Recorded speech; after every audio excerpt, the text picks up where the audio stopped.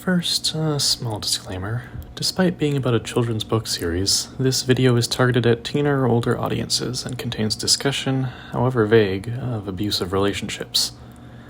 Then again, if you've read Wings of Fire, you know what you're in for. The most interesting love interest introduced here, Deathbringer. This is a line from Tweed T. Sutherland in the special edition of Wings of Fire Book 3, The Hidden Kingdom. And from the moment of reading it, I started wondering, why would she say that? Deathbringer? Seriously? He's a fun character, sure, but he's also incredibly cliché, such that it's not what I would describe as interesting in a story. If there's anything unique about him, I would say it's that he strongly resembles a spy movie femme fatale, the deadly female agent trying to kill the protagonist who becomes a love interest due to their irresistible charms. Except, of course, Deathbringer subverts this using Wings of Fire's inverted gender norms. Yet, this isn't what Tweed talks about here at all. She specifically notes that what she finds interesting is the drama, humor, and the way it felt natural to her. So the question that brought me to this essay-style rabbit hole is, why did that drama and humor Tweed enjoys in this dynamic fall flat for many readers? Why did it feel natural to her, but not to us?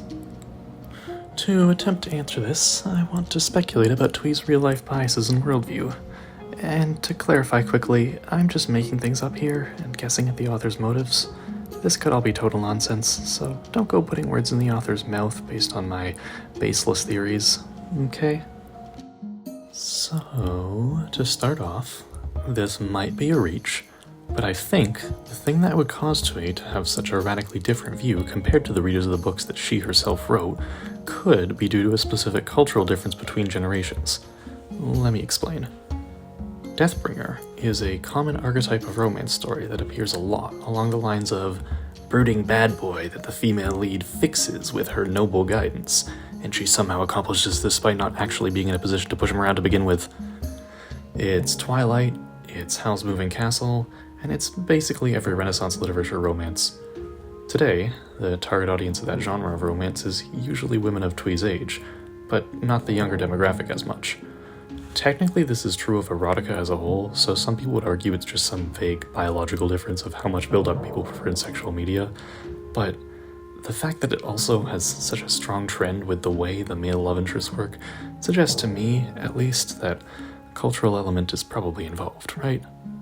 And the other reason I believe it to be cultural is, historically, we know that was the case in the past.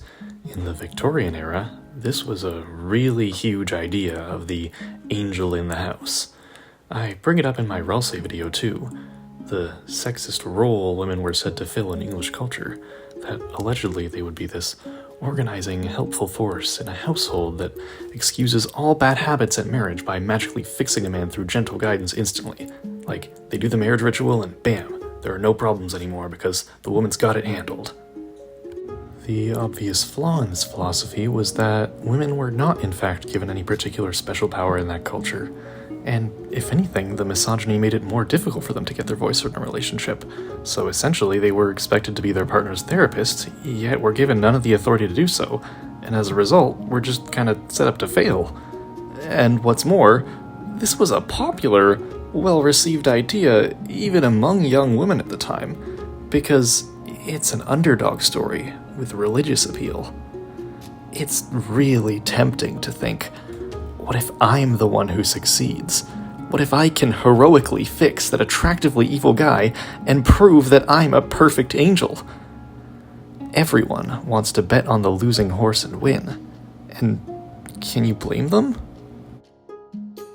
The Tenant of Wildfell Hall is a book from that time period all about the harms of this idea, and how it encourages people to gamble on the hope that an abusive relationship will magically get better, rather than predictably staying abusive.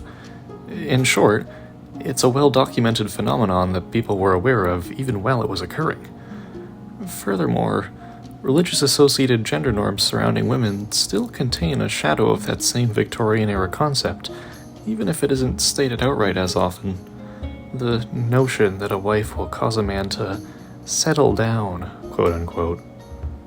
So, if I were going to try to demographically psychoanalyze Twee, which is silly and probably incorrect, but still potentially worth thinking about, then I would say maybe the reason Twee believes Deathbringer is the most interesting, even though much of her younger fanbase would disagree, is that she's from a generation where religious undertones were more prevalent overall in society, and religion was a more all-encompassing cultural force, comparatively to Gen Z and Gen Alpha, where access to the internet has now created a more diverse cultural landscape.